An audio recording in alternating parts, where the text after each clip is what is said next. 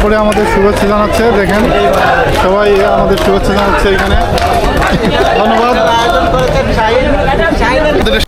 আমন্ত্রণ সবাইকে, আশা করি সবাই অনেক ভালো আছেন। আমাদের অফিস থেকে আমরা কয়েকজন কলিগ হঠাৎ করে উদ্যোগ নিলাম আমরা কোথাও ঘুরতে যাব। তো সেই হিসাবে লোকেশন আমরা সিলেক্ট করলাম মনপুরা এবং চর কুকরিমুখরি। আমাদের অফিসের 7 জন সহকর্মী মিলে ঢাকার এলিফ্যান্ট রোড থেকে আমরা এখন আছি ঢাকার সদরঘাটে। এখান থেকে ভোলাগামী লঞ্চে আমরা উঠে যাব মনপুরাতে। কিন্তু দুঃখের বিষয়, আগে থেকে আমরা কেবিন বুকিং করছিলাম না। যাওয়ার পরে আমরা কোনো ধরনের কেবিন পাইনি। তারপরে একটি লোকের সাহায্যে আমরা একটি জায়গা ম্যানেজ করি, আপাতত থাকা যাবে এমন জায়গা ব্যবস্থা করে দেয় সে। তো এইভাবেই আমরা ঢাকা সদরঘাট থেকে ভোলার মনপুরার উদ্দেশ্যে রওনা হই।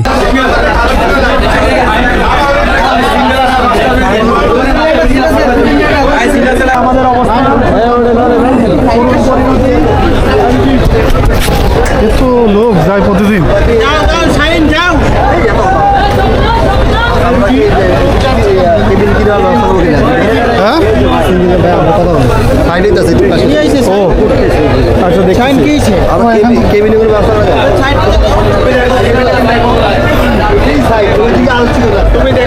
যাই হোক, আমরা কেবিন পেলাম না। সামনে যে জায়গাটা দেখতে পাচ্ছেন আমাদের রাতে থাকার জায়গাটা এটাই।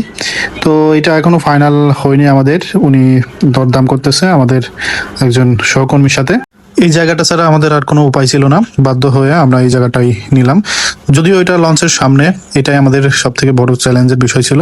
লঞ্চের সামনের দিকে প্রচুর বাতাস আসবে, তবে সেটাই হয়েছে। সামনের দিকে প্রচুর বাতাস, আমরা এখানে কোনো রকম ভাবে রাতটা পার করতে পেরেছিলাম খুব কষ্টে। বেশিরভাগ টাইম আমরা অন্য জায়গায় কাটিয়েছিলাম। যাই হোক, তারপরে আলহামদুলিল্লাহ আমাদের সময়টা অনেক ভালো কেটেছিল।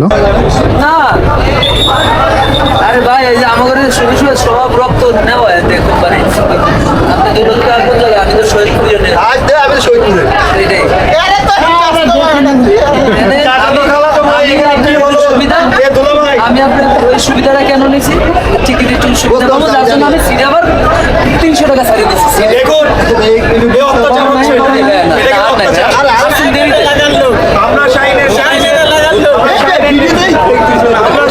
জায়গাটা ফাইনাল হয়ে যাওয়ার পরে আমাদের মাঝে একটু স্বস্তি ফিরে আসলো। আমরা সবাই এখন খুব হ্যাপি, কোনো রকম থাকার ব্যবস্থা হয়েছে। আর ব্যাগটা রেখেই আমরা চলে গেলাম ছাদের দিকে। ইতিমধ্যে আমাদের লঞ্চটা ছাড়ার সময় হয়ে গেছে।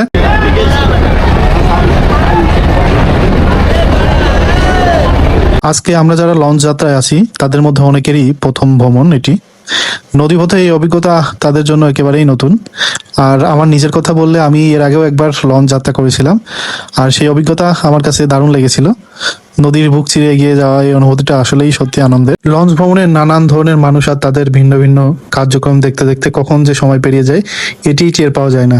আমার বারবার মনে হচ্ছিল আমি ঢাকার কোনো অলিগলি দিয়ে হাঁটতেছি, আর সেরকমই লাগতেছিল এটি। ব্যস্ত এই ঢাকা শহরকে পিছনে ফেলে আমাদের লঞ্চটি এখন ভোলার উদ্দেশ্যে রওনা দিয়েছে। নদীর বুকে এগিয়ে চলার সাথে সাথে শহরের কোলাহল ধীরে ধীরে মিশে যাচ্ছে, আর শুরু হচ্ছে অন্যরকম এক যাত্রা। এদিকে আমাদের সঙ্গী সাথীরা ছাদের উপর চলে এসেছে। শুরু হয়েছে আমাদের আড্ডা, গান আর নাচ। নদী, ঢেউ আর হাওয়ার সঙ্গে মিশে যাত্রাটা আরো আনন্দময় করে তুলেছে আমার সহকর্মীরা।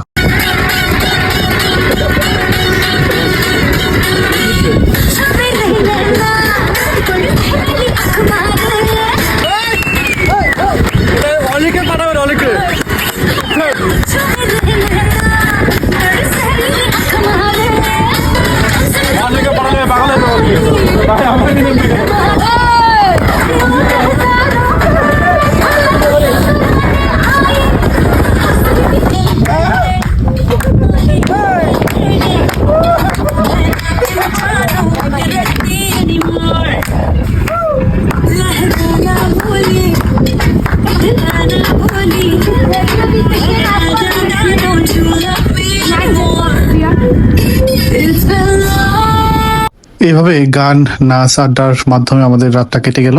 তো পরবর্তী সকালবেলা আমরা যখন উঠলাম তখন আমরা চলে আসলাম মনপুরাতে। দেখতে পাচ্ছেন আমরা এখন যে লঞ্চ ঘাটে আছি এটাই মনপুরার লঞ্চ ঘাট, এখানেই আমাদের লঞ্চটা ভিড়বে।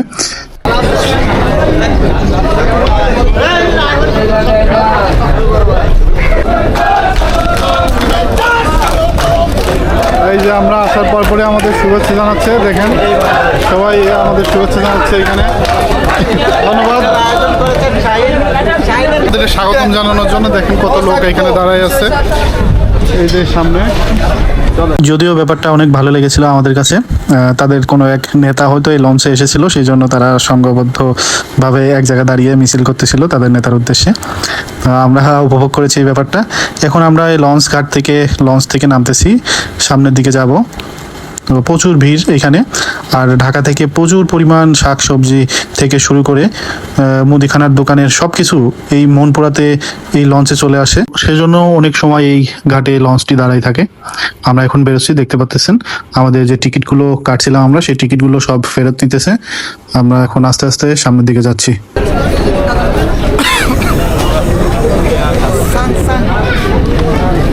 ফাঁকায় যে দাঁড়ায় আসেন। ব্যস্ত ঢাকা শহরের দূষিত বাতাস থেকে আমরা পৌঁছে গেছি নৈসর্গমণ্ডিত মনপুরা দ্বীপে।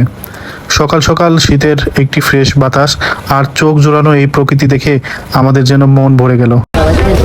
কোনো এক সময় দরকার পড়বে ওইটা আপনার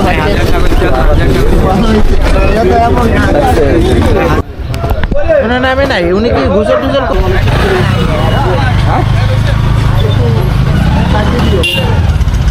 এই মনপুরা দ্বীপে পা ফেলার সাথে সাথে নতুন এক অতিথি আমাদের সাথে পরিচিত হতে আসলো।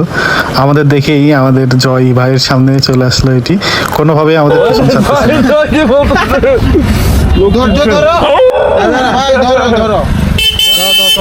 খাবার দেওয়া হবে। এদিকে আমাদের জয়দা কুকুরগুলোকে খাবার দিতে ব্যস্ত, আর আমাদের একজন সহকর্মী গিয়েছে হোটেল খুঁজতে। আমরা এখানে সকালে নাস্তা করব, তারপরে আমরা বিভিন্ন লোকেশনের জন্য বেরোবো। তো দেখতে থাকুন, আগামী পর্বে আবার আপনাদের সাথে দেখা হবে। সেই পর্যন্ত সবাই ভালো থাকেন। আল্লাহ হাফেজ। আসুন দাদা।